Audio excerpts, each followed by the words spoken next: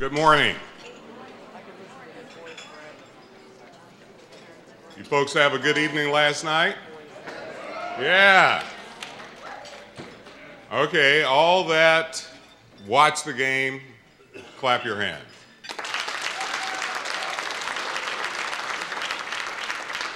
Now this is a leading question, so listen closely. Those who believe, as I do, that Kentucky is by far the best team ever existed, clap your hands.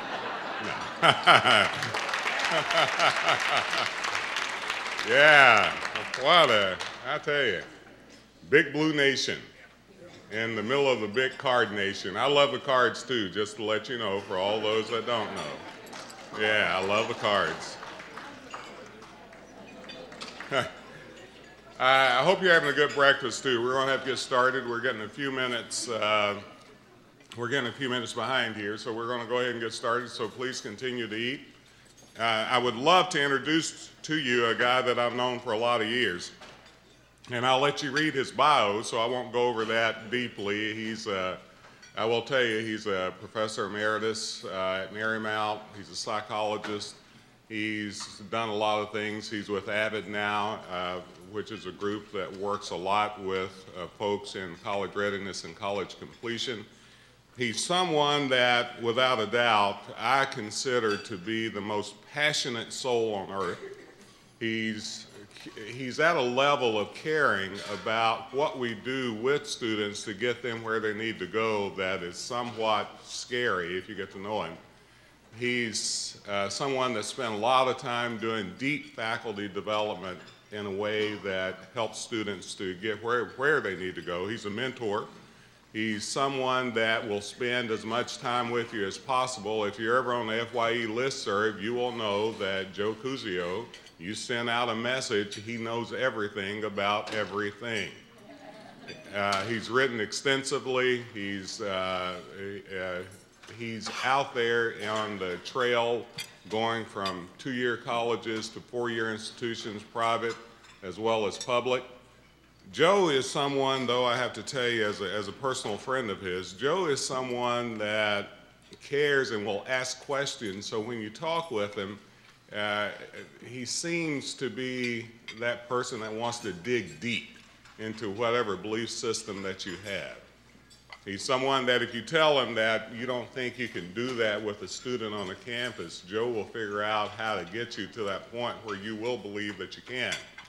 So as much as I could say about him, I can tell you that the thing that I feel the most comfortable in saying is that Joe cares about students. He, way beyond the retention and completion knowledge that he has, he cares about students at an individual level. So I'd like to welcome to the stage Dr. Joe Cuseo.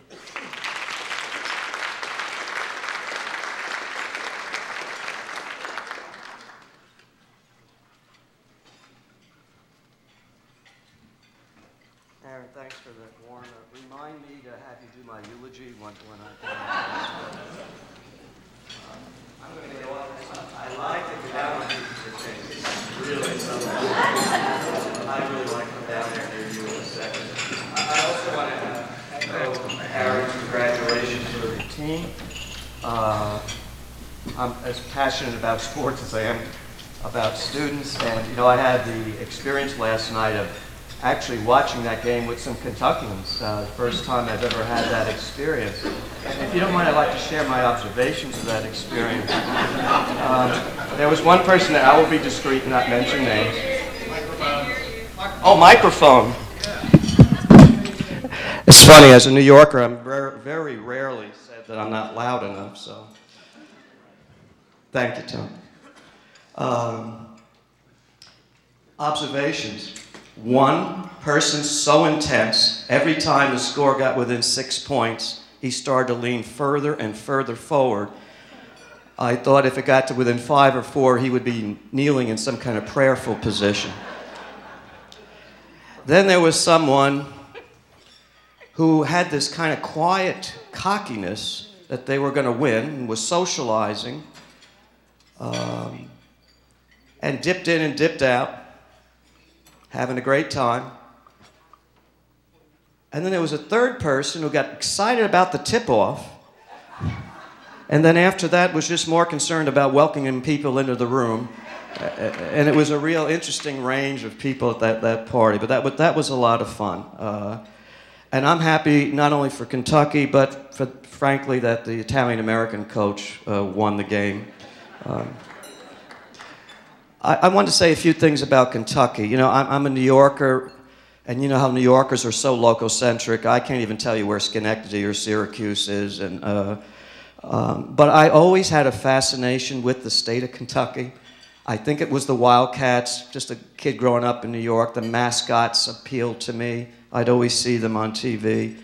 And then I had a chance to come to Kentucky. I think my first trip was to the EKU, the Colonels. I was there once. I was then to Jefferson Community and Technical College here in Louisville, and they treated me nicely at EKU. Aaron was there, so. But the people at Jefferson were wonderful. They brought me to the Muhammad Ali. Are they out there? Thanks for the warm treatment you gave me a couple of years ago. I got to see the Muhammad Ali Museum. That was a peak experience for me.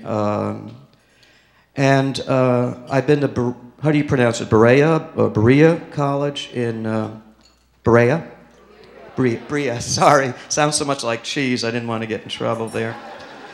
And that was really a very historical place. And I remember walking around campus and seeing this monument for Cassius Clay. And you know, I always remember Muhammad Ali saying that Cassius Clay was his slave name, and that's why he opted for Muhammad Ali. But Cassius Clay, ironically, was an abolitionist and quite an advocate for the freedom of slaves. So, I mean, I'm not questioning Muhammad Ali's change of names, but I never realized that there was really a person by the name of Cassius Clay. And I stayed at a place called Daniel Boone Tavern, and it was I was there in August, and I thought, well, I just was going to go for a beer at the end of the 2 days. It was a tavern, but it wasn't really a tavern. There was no spirits were to be found in that town. And then I'm trying to juxtapose that with Kentucky's bourbon tradition. It seemed a little contradictory to me, but I'm just flashing back with you. The last trip I made here, I was supposed to do a presentation or workshop at that Indiana Southeast, it's over the bridge. Unfortunately, I showed up a week early than when the workshop should have been. We got our schedules crossed. I was going to go to Pennsylvania after that, so I had 2.5 days just to hang around Louisville. And I did a lot of walking. I went to the Louisville Bats game. I was here 2.5 days. 3 Kentuckians came up to me. Rick Pitino? Are you like Rick Pitino? Well, this was the time that Rick Pitino was not doing so well. We had that little marital thing or extramarital thing. And sorry to be speaking about Rick in this way, but first time I said, no, but I'm Italian-American. Second person asked me, I even denied the ethnicity. I just want to have any association with Rick Pitino at that point in time, because anyway, those are my memories of Kentucky. I do subscribe to your listserv, the CADE listserv. I'm reading everything's on there. I don't contribute much because every once in a while I write to Dan Casterson, if he. But I am reading and keeping up with stuff going on in Kentucky. I always had a little admiration for the state. I really have. If you have, as I mentioned yesterday, I'm a faculty member. I don't want to repeat for people.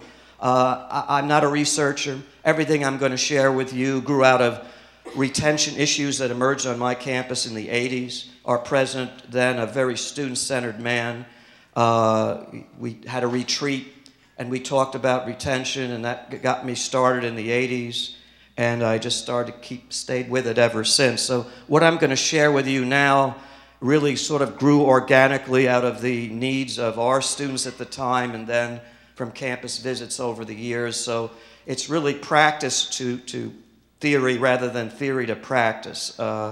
If you have you should have an outline in your black binder there or packet, and it's called Student Retention, Root Causes of Student Attrition. Are you with me, everybody? I don't want to disappoint you, but there's no PowerPoint to be looking at. Everything is on this outline, and we'll work from there.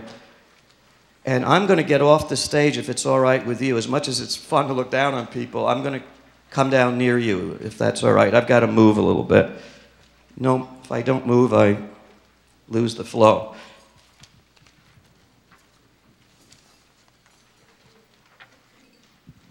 And if you can't see me, you're not missing much, so just you can still hear me.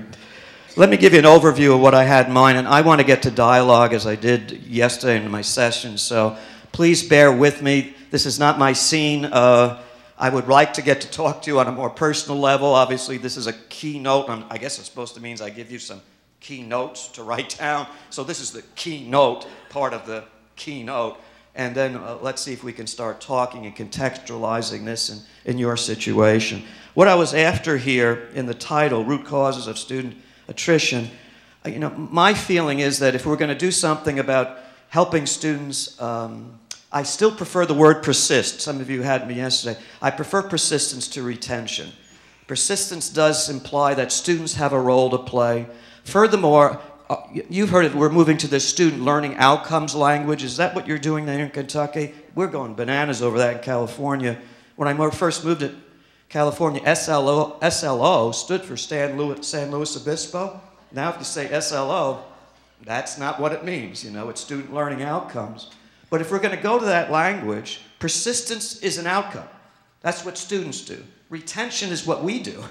So if we're going to start to go to the outcome language, let's call it persistence. I know iPads may have different definitions statistically, and I also think we get better faculty buy-in. Sometimes the retention word, I think as Larry said last night, it immediately, Larry, you did say this, or please tell me I'm not hallucinating, or that it's hand-holding, it's watering down standards, and we want to combat that. Persistence does have that connotation. And you know something, when we talk about retention today, I mentioned this yesterday, these very principles that we're talking about, what keeps students in college, are the very ones that promote deep learning, higher level thinking, appreciation of diversity. All those wonderful student learning outcomes are natural byproducts of these issues that we're talking about today. So I think we can kill two birds with one stone. Is there a message why I'm belaboring this point? We've got to get faculty buy-in. You know, I'm a faculty member, my best friends are faculty members, but we're central to the problem as much as the solution. And particularly at schools that are heavily commuter-oriented, the classroom is everything. You've heard the term, it was coined by students at Indiana University, Purdue University, Indiana. Have you heard of that school? AKA ooey pooey is sort of a combination of Indiana and Purdue. They're in Indianapolis. The students, the commuter students themselves coined the term PCPs. Have you heard that? Not angel dust, that illegal, cheap, hallucinogenic drug, but parking lot, classroom, parking lot. That's how they describe their experience. The classroom is so central. So we do need to get faculty on board. I'm not minimizing the role of student support professionals. I really want, and student life people, I want to underscore that this morning, but certainly we need to get faculty on board. And what we call this, the label sometimes matters. I do want to share one thing that is from NESE research here that kind of supports what I'm talking about. This is correlational, but what the NESE research finds is that there's a correlation between challenge and graduation rates. So this notion that retention is hand-holding, that's not what the data is showing. Students will stay if they are challenged moderately. That's where the challenge support balance comes in. They will leave if they're bored. We know that with gifted kids in elementary school. If they're bored, they tune out. So just a little message for faculty on this retention issue. We can challenge them as long as we provide the scaffold and support. So there's not a trade-off between retention and learning. They actually go hand in hand. Now let me bring you to the, are you with me on the outline? Now I guess I'm going actually to the first page of the outline. They're back to back. And you see, you know, I had 7 universal principles of student success. Now I've got 7 root causes. I don't know why it seems like I'm obsessed with that number 7. I don't know if it's the Sabbath, 7 deadly. Is there anything good about 7? Is there 7 good things? Your room is on the 7th floor, Regina, thanks. But it just worked out that way. These sort of are themes emerging from the literature. You may be familiar with Noah Levitz in Iowa. He sort of grew out of ACT.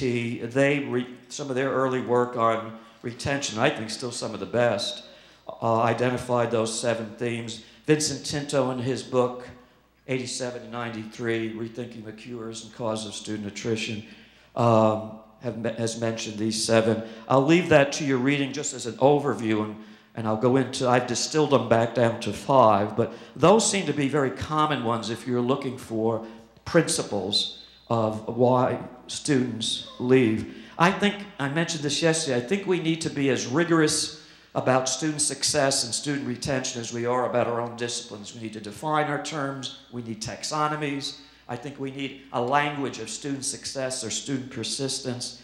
And so my obsession with defining things, I'm not claiming that I have the perfect operational definition, but I think if we start speaking the same language across campus about what keeps students and what drives them away, that will start producing a culture. You hear the term, we want to create a culture of success on our campus, but is it language and a critical part of culture? If we're not speaking the same language, it's hard to get that common cause culture. If we say retention, in fact, we think that means lowering standards or hand-holding, and we in the student success area think of it quite differently as persistence, and even the causes that underlie persistence and attrition. If we can get that common language, however you want to contextualize it on your campus, so people are speaking the same talk, I think helps.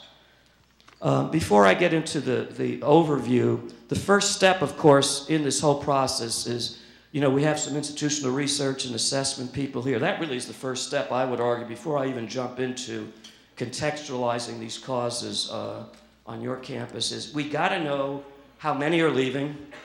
You know, Larry's a data geek. I even saw him up there in computer yesterday, mining data as we happened to run into each other. That starts with assessment. We need to know how many are leaving, right? When they are leaving. For most schools, as you know, it's the first to second year is the huge drop. Some schools are reporting pretty significant drop in the second year, the sophomore slump. And as we'll see in a second, with finances playing a role, sometimes as debt accrues, we're seeing some late attrition. I mean, Larry talked about the number of students. I just wanted to show you, I was listening last night, Larry, how many had so many units of, some of it was poor academic direction, but some students, even if they're on path, I don't know if they panic about debt. And so it gets kind of complicated, but generally speaking, the question of when they're leaving, who is leaving, different subpopulations, developmental, underrepresented ethnic minorities, men and women, as Larry pointed out. The male problem is not just an African-American, Hispanic male problem. It's a national problem. The male is at risk. So those questions have to be asked first. How many, when, who, and now what we're after today is why. And I do think sometimes that involves some qualitative research. We could do all the number crunching, and I wanted to talk to you about how do we get access to the reasons underlying the numbers. I think we need that. And please correct me if I'm off base here. Larry talked, and this is the last Larry plug I'm going to give this morning. Larry talked about exit interviews, and you gave all those almost silly answers that might have been rationalizations for why they're leaving. I really want to see if we could talk about that this morning, if you pick that as a topic. How do we get at the accurate reasons for their departure? On those surveys, sometimes they'll even give you the most socially acceptable. Personal problems, financial problems, which may be true, but often that's a socially acceptable reason. How can we get at the accurate reasons behind the numbers? And might our peer groups, our peer leaders, be helpful? I never hear the word peer retention agents. I hear peer mentors, peer tutors, but I know there's a grapevine that I'd love to tap for accurate information, and maybe from the peers. I don't want to steer you in that direction. I'm going to give you choice about where you want me to go, but that was just a little plug for the starting point. Really should be assessment. Now, if you, on the next page, I'm going to try to distill these down to 5. I think the title is Analyzing the Cause and Applying Interventions. Are you with me? Okay. And there are little spaces there in the highly unlikely event I say anything worth writing down, there's a little space there to do it. This is sort of an overview now. I've reduced it from 7 to 5. I'm going for the big picture. I don't have a snowball's chance in hell of covering all these in details. This really would be a 1 or 2 day workshop. But I'd like to at least give you the broad strokes. On page, I believe, 8 to 13 of that handout, each of these, the smaller strokes, I think I ended up calling it, specific strategies relating to these 5 are laid out. So as I go through these kind of quickly to stimulate some discussion for later, keep in mind that you have that backup. And I'm sure we can get this to you electronically if you would like a copy of this in a form that you can manipulate when you get back to your home campus. So we have that backup. So here's the framework. Here's the big picture, the forest, as I see it in terms of attrition. Again, this is back to my bias. I think we need to define terms. I think we need a taxonomy or typology. It seems like in every academic discipline, we start with synthesis. We start with defining our terms clearly, organizing our discipline by categories and subcategories. Now, all of these are not independent. They're not mutually exclusive, but I think it gives us a place to start to comprehend the root causes of why students depart. Now, if you start off on page 1, this is just an overview now. I can come back to any of these. So as we go through these, if it lights a fire, I guess I'm not trying to fill the pail this morning as much as light the fire. If something excites you that you would like us to talk about, make a note of it, and in our discussion session, we'll go at it. Academic roots. This gets the most attention, by the way. Students are leaving for academic reasons. GPA is easy to measure, and academic preparedness is measurable because we can give them ACT scores, SAT scores, high school grade point average, high school rank. So it's got the most attention, which is probably why I put it first. And if you break it down, it seems to me there are 2 subcategories here under academic roots to attrition. They're not prepared to meet the academic demands of college coursework. So we're talking about, when you say students are not prepared, correct me if I'm off base. What we're talking about is writing, reading, and math. When we say they're academically underprepared, it's basic skills. Now we may have to expand what we mean by readiness, but that's what everyone's talking about now. Aaron, when you talk about readiness, when we mentioned it yesterday morning, historically readiness has been defined as academic readiness in terms of basic skills. Now, that's certainly part of it. I might want to ask you if we need to expand that definition of readiness. You know what I'm saying? Might there be other forms of readiness besides basic skills? But at least this is a place to start. I'm going to talk to you about what those others might be. So we're talking now about the importance of placement testing. And well, I know there are developmental educators in the room. In fact, the CADE listserv, this is a hot topic right now. How do we accelerate developmental education? The research seems to be pretty clear here. There's almost a linear relationship between the number of developmental courses, right, a student has to take and their risk. It's an inverse relationship. So the argument is the more time they spend in developmental non-credit bearing college courses, the greater their risk for attrition. So the argument here by acceleration, and watch that term with faculty because I've had trouble. Accelerate, they still got to be, it's like we can't speed it up, they still have to do. We're not saying that the competency is compromised, but the time to the competency is reduced. And the question here is course-based developmental education, should we look at other ways, maybe more modularized, more diagnostic? Should we give them more preparation for that placement test? Or do we just catch them off guard? I know Kentucky is a leader now in the nation in talking about building partnerships with the school. So I don't know if this happens in Kentucky, but there are a lot of schools in California, there's no dialogue between the placement test we're using at the college or university level and what the high school teachers know what's going to, why aren't we dialogue? What are we playing keep away for? If these are the critical entry skills, why aren't we sharing that information? Why aren't we giving the students a sample? I'm not saying give away the store. Give them a sample of what the math placement is going to be like. There may be students who realize, well, I got to tune up on this. You know how that high school experience is, at least nationally. The senior year often is the weakest year. They get all their requirements done, they cruise, and sometimes their low scores in the placement tests are practice effects. I don't want to spoil the stew here. These are just thoughts if you want to come back to the developmental issue. And might technology help us? Modularize. So instead of having to take the whole course over, find out what elements of algebra or writing or reading they need shoring up, rather than sitting them in a class, boring them to death, killing their motivation. That's the rhetoric that's going on now. That's the talk. And it's happening in Kentucky as I read your listserv. And then you have inadequate academic strategies. This is my big thing. We kind of lump these together. There are some students who have the basic skills, but they still don't know how to study. They still don't know how to manage their time. They don't know how to learn strategically, you know what I mean? They don't know how to learn deeply.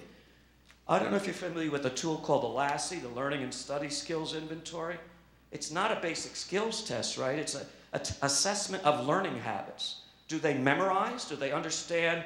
Do they paraphrase? Do they put it in their own words? You know how we know if we really know it?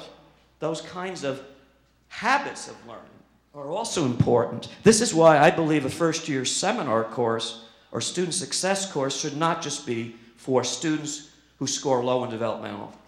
It is a strategy that we could all use. How do we remember longer and deeply? Do we go for memorization or do we go for meaning first? How do we distribute study? I'm sorry. So it's distributed versus crammed or jammed, or what do we call it when they cramming? Little techniques like that. I have students that tell me, Joe, it doesn't matter to study ahead of time. You forget it all by test time anyway. And you know, it's a tricky one, because if you do study ahead of time, how memory works, night before the test you go back to study, it may be gone, but how long does it take you to relearn it? That second time, you know, we call this relearning savings time in memory. I mean, these are little myths that students have, and many non-students have too, about learning. So these are what I mean by strategies, and I think this is beyond basic skills, right? You can have the skills and not the strategies. So we could come back and look at that. 1.2, I hate to be so anal retentive on the 1.2, 1.2a, but I was just trying to organize it. Disinterest in or boredom with the academic content of courses or their method of delivery. So now you got someone who's got the skills, got the strategies, but they just don't dig this academic stuff. Winston Churchill says, I'm always eager to learn, but I don't always like being taught. I'm paraphrasing. And I think he was saying that maybe he just doesn't like to sit and listen to professors profess for extended periods of time. So the argument here is method of delivery. Now you got a student with the skills, with the strategies, but just doesn't, and can you blame them sometimes? I'm not student bashing here. Sitting in survey theory course, survey theory, which we load up those first 2 years where they're most vulnerable to attrition. Do we need to mix that up a bit with more active, engaged, experiential learning? And the content of the courses students complain about. We cover everything superficially, nothing deeply. We're trying to cover 15 chapters of psychology or history, and